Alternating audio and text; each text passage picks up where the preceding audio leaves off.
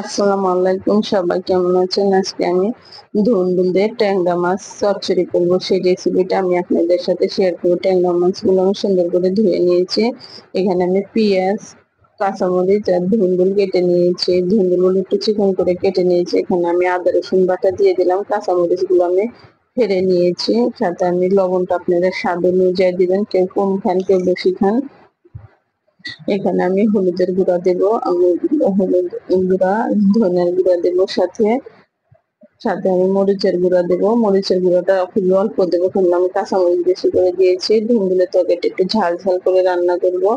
সাথে জিরার গুঁড়া দিয়েছি, দিয়ে দিলাম। আপনারা বাটা জিরা দিতে পারেন। আমি এই চচ্চড়িটা সরষের তেল দিয়ে করবো, আপনারা সয়াবিন তেল দিয়েও করতে পারেন।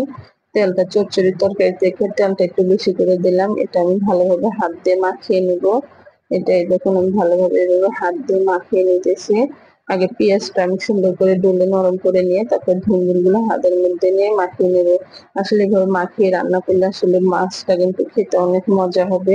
কিছু কিছু মাছ আছে হাতে মাখিয়ে নিলে খেতে কিন্তু অনেক মজা দেখায়। ধুন্দুলটা আমি সুন্দর করে মাখিয়ে নিলাম। এখানে আমি পানি দিয়ে দিলাম। এই যে হাতটা ধরে ধুন্দুলের তরকারিতে আমি খুবই অল্প পরিমাণে পানি দেবো। পানিটা আসলে ধুন্দুল থেকে প্রচুর পরিমাণে পানি উঠে, বেশি পানি দেবো না। মাছগুলো আমি এভাবে উপরে ছড়িয়ে দিলাম।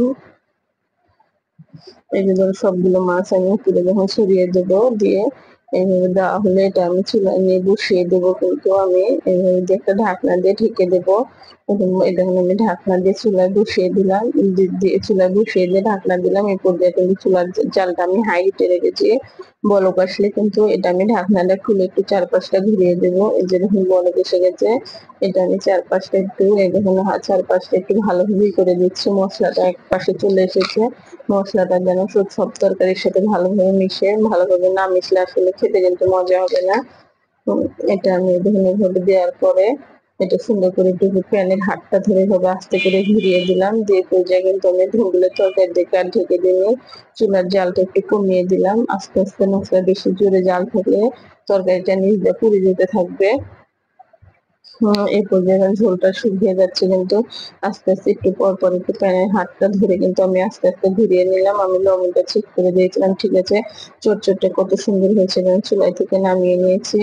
এভাবে রান্না করে খেয়ে দেখবেন। আর আপনাদের কাছে যদি আমার ভিডিওটি ভালো লাগে, আপনারা অবশ্যই আমাকে একটা লাইক দিয়ে আমার চ্যানেলটি সাবস্ক্রাইব করে দেবেন।